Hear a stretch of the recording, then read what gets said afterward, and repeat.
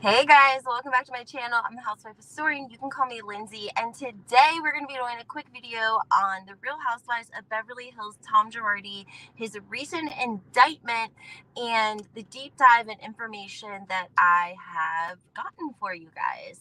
I love to give all of my subscribers the tea. I like to come out with it first. Sometimes that happens, sometimes it doesn't. But when Tom Girardi, the indictment was announced, I went live within 8 minutes.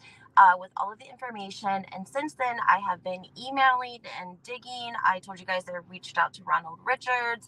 I had some questions as it pertained to this federal indictment on Tom Girardi and if we're seeing the judicial system take the regular generic steps and protocols that they would take with anyone else. Okay, right? We saw Jen Shah get indicted and they showed up with guns at her house, and we're seeing Tom Girardi get indicted and he hasn't even posted a bond. So we're just going to talk for a second because I recently received an email from one of my sources, and he has retained an attorney, a defense attorney, one of the best in America. How does he have the money for that? Please tell me how Tom Girardi has the money for that. We're going to get into that, guys. This is going to be a quick video, though. I want to give you guys a lot of facts, less commentary. Before I do all of that, if you guys could hit the like button, subscribe to my channel, turn those notifications on. It's what's important, and it definitely helps my channel. Okay, so Tom Girardi indicted federally. Okay, so that means there are certain attorneys. I've broken a lot of this down for you guys before. There's a difference between state charges and federal charges.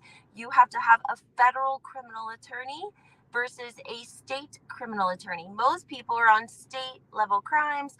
That's what you see in your cities and towns when people have felonies and they go to prison.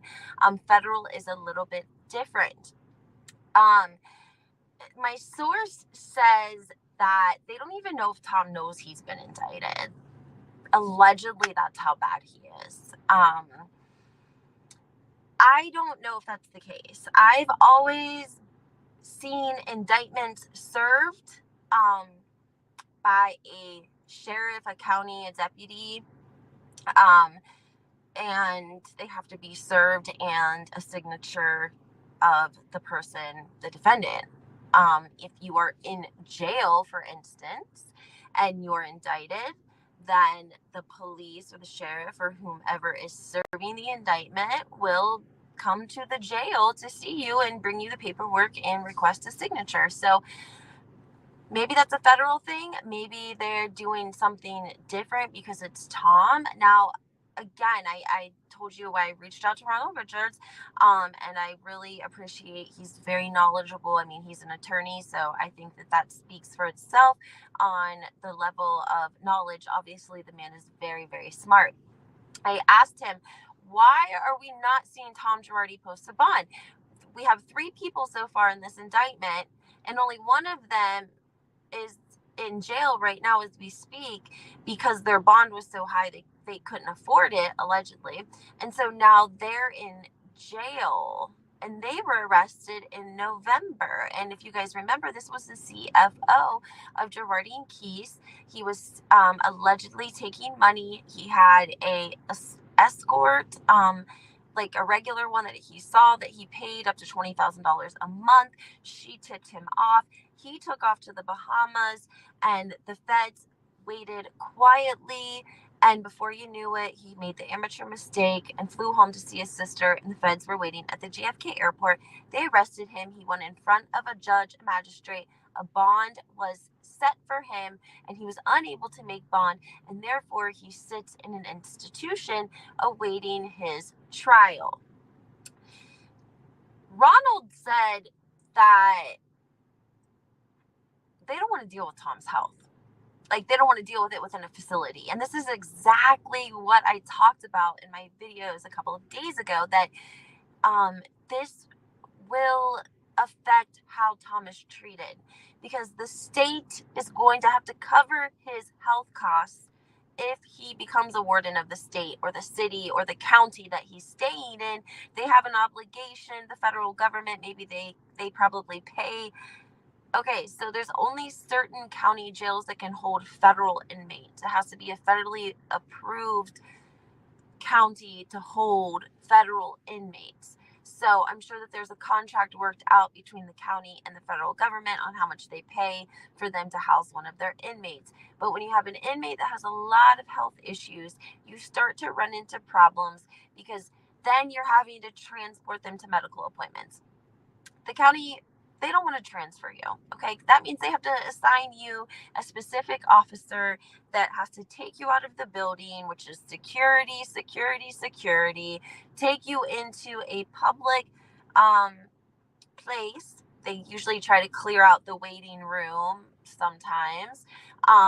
You're shackled and handcuffed most of the time, and you go in and have a procedure. And that's if you're within the county. In prison, they have their own medical staff, usually on site for a lot of things. And if not, they have a much smoother process of transporting prison inmates that are in need of medical attention versus the local county jail that has to take him to the eye doctor. I don't know. I mean, I'm just saying, like, the county is not designed to hold people for long amounts of time, and he has a lot of health issues. Regardless, he's in an old folks home, and so they also are, I mean, from how Ronald talked, it really seems like they believe that he's out of his mind with dementia. And if that's the case, guys, if that really ends up being the case that he's out of his mind with dementia, that didn't happen overnight. That would have taken years. And that to me would say that maybe Tom, has he been out of his mind whack-a-cook-a-doo and people have just been covering it up for him? I don't know. I mean, he was sending in the affidavit or in the indictment, it spoke of several different instances where they basically, so whenever they would get a settlement check, the settlement check would be made out to the attorneys. The attorneys are supposed to take their fees, and the money goes into a trust account, and then it's dispersed to the victims. They opened up a whole nother account. Girardi did, allegedly, and came in. And his son-in-law, that's another. I'm waiting on Ronald Richards to get back to me about that, because I want to know, why isn't his son-in-law been served with the indictment? Why isn't he had to post a bond? What's the dealio here? Something's a little fishy, just saying. And again, it really seems like the press and people are not even picking up the story that this is a criminal indictment and he's facing 20 years in prison. But I think that people don't even really care about Tom anymore. Like, he's away in this old folks home, and so people are like, nah, he can't hurt anyone anymore. But what about the justice for these people? And what about restitution, guys? The attorney that Tom retained, the last name is Jennes,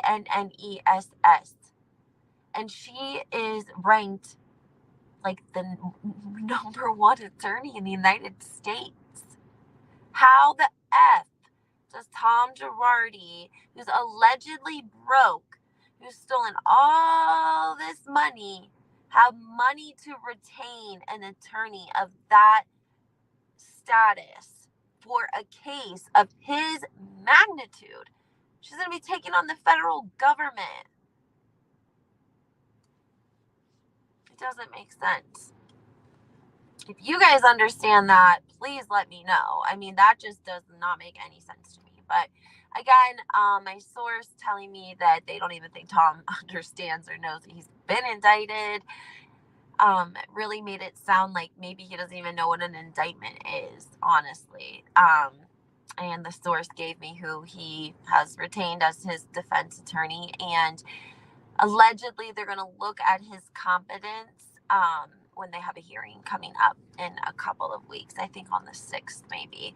I'll have to get back to you guys about that. But I just wanted to come on really quickly, give you guys an update with what was going on with the Girardi indictments. Again, 2 different indictments, one coming out of Chicago, one coming out of LA. It's a mess. He's looking at time behind bars. I'm sure they're going to fight it. And I'm assuming they're probably just going to keep putting it on and off, postponing it. The man's 83 years old. He can't live forever. But that will surely leave a mess behind for the other people, like his ex-son-in-law and the CFO, because the government, someone's going to have to pay. It's the same exact thing as Jen Shaw. When it was all said and done, everyone had cut a deal but Jen, and somebody had to pay. Someone had to do the time, and it ended up being her. And I don't think it's going to end up being Erica. I'm going to share with you guys some footage. Somebody caught her the other day coming out of, I don't know, she's walking in a parking garage, and she gets snippy when they ask about Tom. And I'm going to show it to you guys. I'm going to put it on my Instagram, though. So make sure you guys are commenting. Make sure you are liking. Oh, I forgot to use my banner. Make sure you guys are liking my videos, and it like helps send them out. It helps my algorithm, helps get my videos to other people, and I'm going to keep the content coming. Also, recently hit 5,000 subscribers. So excited. Thank you so much. And stay tuned, because there's going to be more and more each day dropping about Girardi and Keys and this whole fiasco. And if you're as into it as I am, then you're going to want to stay up to speed. So, all right, guys, have a great Friday. Bye.